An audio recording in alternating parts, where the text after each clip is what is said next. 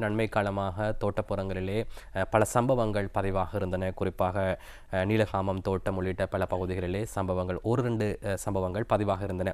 இந்த சம்பவங்களை அடிப்படையாக வைத்து பல எதிர்ப்பு போராட்டங்கள் கூட தற்போது வலுப்பெற்றிருக்கின்றது. தோட்டப்புறங்களிலே இருக்கின்ற அராஜகம் ஒழிய வேண்டும், இந்த அரசாங்கம் இருக்கின்ற காலத்தில் நாங்கள் இதனை எதிர்பார்க்கவில்லை, இந்த அரசாங்கத்துடைய காலத்தில் இது இடம்பெறுகின்றது என்ற குற்றச்சாட்டை தற்பொழுது சுமத்துகின்றார்கள். குறிப்பாக எதிர்க்கட்சியினுடைய ஒரு பெரிய கோஷமாக இருக்கின்றது, தோட்டப்புறங்களே மீண்டும் அராஜகம் இடம்பெற்றுக் கொண்டிருப்பதாக. நீங்கள் பெருந்தோட்ட மற்றும் சமூக பிரதி அமைச்சராக இருக்க உங்களுக்கு பாரிய பொறுப்பு இருக்கின்றது. இதனை தடுத்து நிற்பதற்கான நடவடிக்கைகள் இதன் பின்புலம் என்ன? பொறுப்பு வாய்ந்த அரசாங்கம் என்ற வகையிலே இதை நாங்கள் அனுமதிக்க முடியாது. இதற்கு எதிராக நடவடிக்கை எடுக்க வேண்டும். எனவே நாங்கள் அதற்கான நடவடிக்கைகளை எடுத்து வருகிறோம். கடந்த காலத்தில் இவ்வாறான சம்பவங்கள் நடக்கின்ற பொழுது சட்டம் தன் கடமை செய்வது கிடையாது. அதாவது பாதிக்கப்பட்ட மக்களுக்கு எந்த விதமான நீதியும் கிடைக்காது.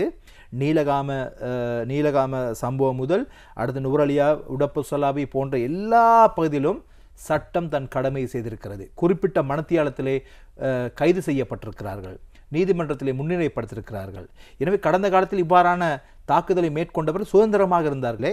இவ்வாறான நடவடிக்கைகளை தடுப்பதற்கு நான் இன்றைய தினம் எங்களுடைய பொதுமக்கள் பாதுகாப்பு அமைச்சர் ஆனந்த விஜயபால அவர்களை தொடர்பு கொண்டு உடனடியாக பாராளுமன்றத்திலே நாங்கள் அடுத்த கிழமை எங்களுடைய அமைச்சர் சம்பந்த வித்யாரட்ன, அதே போல போலீஸ் மா அதிபர், சம்பந்தப்பட்ட கம்பெனிகளுடைய சிஇஓ, அதே போல பெருந்தோட்டத்துறைக்கு பொறுப்பான அதிகாரிகளை, அதே போல அந்த மலையக மக்கள் வாழுகின்ற மாகாணங்களில் உள்ள பிரதி போலீஸ் மா அதிபர்களை வரவழைத்து இந்த சம்பவம் ஒரு முடிவுக்கு கொண்டு வருவதற்கான ஒரு தேசிய வேலை திட்டத்தை நாங்கள் முன்னெடுக்கிறோம்.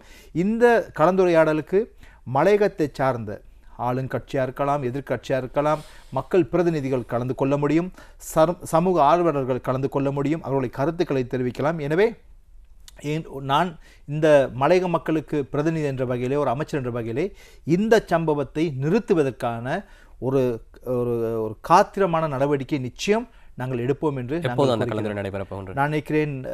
தற்பொழுது நாங்கள் அடுத்த கிழமை பாராளுமன்ற நடைபெறும் தினங்களாக இருக்கிறது. நாங்கள் செவ்வாய் அல்லது புதன்கிழமைகளிலே இதை நாங்கள் ஆரம்பிக்க இருக்கிறோம்.